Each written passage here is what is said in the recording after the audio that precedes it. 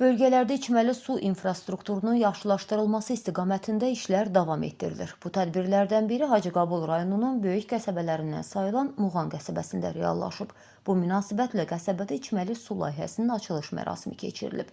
Tədbirdə Azərbaycan Dövlət Su Ehtiyatları Agentliyinin sədri Zaur Mikailov, sədrin birinci müavini Xəyyam Məmmədov, Hacıqabul rayon icra hakimiyyətinin başçısı Sevindik Ətəmov, deputat Rafael Hüseynov, agentliyin yanında suların istifadəsinə və mühafizəsinə Dövlət Nəzarəti Xidmətinin rəisi Rafiq Aslanov, agentliyin tabeliyində olan Regional Su Meliorasiya Xidmətinin idarə heyətinin sədri Zakir Quliyev, agentliyin nümayəndələri və qəsəbə sakinləri iştirak ediblər.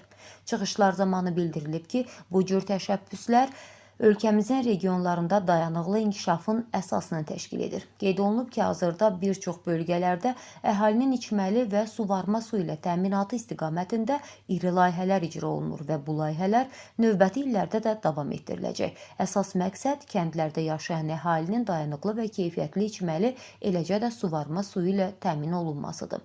Eyni zamanda Masallı rayonunun Bala Təklə kəndində də fasiləsiz içməli su verilib. Bala Təklə kəndində mərkəzləşdirilmiş su təchizatı sisteminin yaradılması məqsədi ilə qəriblər Masallı su kəmərinin imkanlarından istifadə olunmaqla kənddaxili paylayıcı şəbəkə inşa edilib. Kəndin mövcud su şəbəkəsinin genişləndirilməsi üçün uzunluğu 4,8 km olan yeni su xətləri çəkilib və ümumilikdə 177 istehlakçı yeni su sayğacları ilə təmin edilib.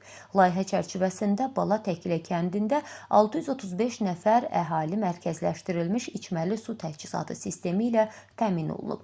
Qeyd edək ki, 2026-cı il ərzində layihənin davamı olaraq Kürdəbazlı və digər kəndlərdə də su şəbəkəsinin tikintisi və sayğaclarının quraşdırılması işlərinin icrası planlaşdırılır.